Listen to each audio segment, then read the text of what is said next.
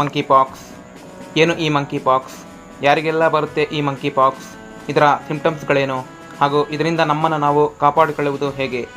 ಈ ಎಲ್ಲ ವಿಷಯಗಳನ್ನು ನಾವು ಈ ವಿಡಿಯೋದಲ್ಲಿ ತಿಳಿದುಕೊಳ್ಳೋಣ. ಈ ವಿಡಿಯೋನ ಕೊನೆ ತನಕ ನೋಡಿ ಹಾಗೂ ನಮ್ಮ ಈ ಚಾನಲನ್ನು ಸಬ್ಸ್ಕ್ರೈಬ್ ಮಾಡಿಕೊಳ್ಳಿ ಹಾಗೂ ಅದರ ಪಕ್ಕದಲ್ಲೇ ಇರುವ ಬೆಲ್ ಐಕಾನನ್ನು ಕ್ಲಿಕ್ ಮಾಡಿ.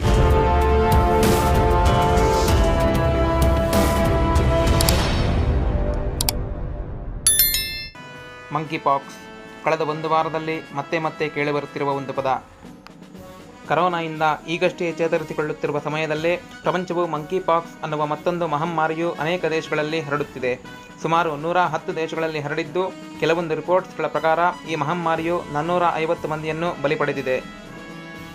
ಇಷ್ಟೆಲ್ಲ ಹರಡುತ್ತಿರುವ ಈ ಮಂಕಿ ಪಾಕ್ಸ್ ಅನ್ನು WHO ವರ್ಲ್ಡ್ ಹೆಲ್ತ್ ಆರ್ಗನೈಸೇಷನ್ ಇದನ್ನು ಒಂದು ಹೆಲ್ತ್ ಎಮರ್ಜೆನ್ಸಿಯನ್ನಾಗಿ ಡಿಕ್ಲೇರ್ ಮಾಡಿದೆ.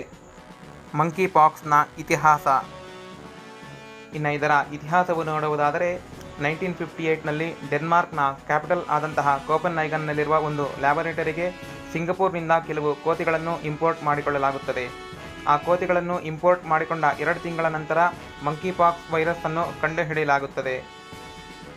ಆದರೆ ಇದು ಕೋತಿಗಳಿಂದ ಮನುಷ್ಯರಿಗೆ ಸ್ಪ್ರೆಡ್ ಆಗಿದ್ದು 1970s ಅಲ್ಲಿ. ಕಾಂಗೋದಲ್ಲಿನ ಒಂದು ಹಾಸ್ಪಿಟಲ್ಗೆ 9 ವರ್ಷದ ಹುಡುಗನನ್ನು ಅಡ್ಮಿಟ್ ಮಾಡಲಾಗುತ್ತದೆ. ಆ ಹುಡುಗನಿಗೆ ಎಲ್ಲ ಲ್ಯಾಬ್ ಟೆಸ್ಟ್ಗಳನ್ನು ಮಾಡಿದ ನಂತರ ಆ ಹುಡುಗನಿಗೆ ಮಂಕಿ ಪಾಕ್ಸ್ ವೈರಸ್ ಇದೆ ಎಂದು ಡಾಕ್ಟರ್ಸ್ಗಳು ಕನ್ಫರ್ಮ್ ಮಾಡುತ್ತಾರೆ. ಇನ್ನು ಈ ಮಂಕಿ ಪಾಕ್ಸ್ನಲ್ಲೇ 2 ರೀತಿಯಾದಂತಹ ವೇರಿಯಂಟ್ಸ್ಗಳಿವೆ. ಮೊದಲನೆಯದ್ದು ಸೆಂಟ್ರಲ್ ಆಫ್ರಿಕನ್ ಕ್ಲೇಡ್, ಇದನ್ನು ಕ್ಲೇಡ್ 1 ಅಂತತಹ ಕರೆಯುತ್ತಾರೆ. ಮತ್ತೊಂದು ವೆಸ್ಟ್ ಆಫ್ರಿಕನ್ ಕ್ಲೇಡ್, ಇದನ್ನು ಕ್ಲೇಡ್ 2 ಅಂತತಹ ಕರೆಯುತ್ತಾರೆ. ಕ್ಲೇಡ್ 1 ತುಂಬ ವೇಗವಾಗಿ ಹರಡುವುದರಿಂದ ಕ್ಲೇಡ್ 2ಗಿಂತ ತುಂಬ ಡೇಂಜರಸ್ ಆಗಿರುತ್ತದೆ. ಮಂಕಿ ಪಾಕ್ಸ್ನ ಸಿಂಪ್ಟಮ್ಸ್ಗಳು. ಇನ್ನು ಮಂಕಿ ಪಾಕ್ಸ್ನ ಸಿಂಪ್ಟಮ್ಸ್ಗಳನ್ನು ನೋಡುವುದಾದರೆ ದೇಹದ ಮೇಲೆ ಚಿಕ್ಕ ಚಿಕ್ಕ ಗುಳ್ಳೆಗಳಾಗುವುದು, ಜ್ವರ ಬರುವುದು, ತಲೆನೋವು, ಥ್ರೋಟ್ ಪೈನ್ ಹಾಗೂ ಮಸಲ್ ಪೈನ್, ಇವೆಲ್ಲ ಮಂಕಿ ಪಾಕ್ಸ್ನ ಸಿಂಪ್ಟಮ್ಸ್ಗಳಾಗಿರುತ್ತವೆ.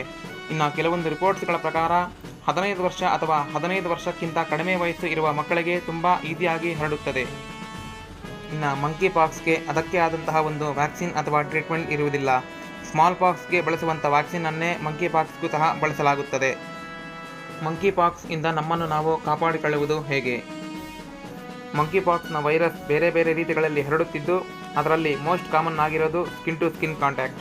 ಆದ್ದರಿಂದ ನಾವು ಸಾಮಾಜಿಕ ಅಂತರವನ್ನು ಕಾಯ್ದುಕೊಳ್ಳುವುದು ತುಂಬ ಒಳ್ಳೆಯದು. ಎಲ್ಲಾದರೂ ಹೊರಗಡೆ ಹೋಗುವಾಗ ಮಾಸ್ಕನ್ನು ಧರಿಸುವುದು ಹಾಗೂ ಮನೆಗೆ ಬಂದ ನಂತರ ಶುಭ್ರವಾಗಿ ಕೈಗಳನ್ನು ತೊಳೆಯುವುದರಿಂದ ಮಂಕಿ ಪಾಕ್ಸನ್ನು ಪ್ರಿವೆಂಟ್ ಮಾಡಬಹುದಾಗಿದೆ.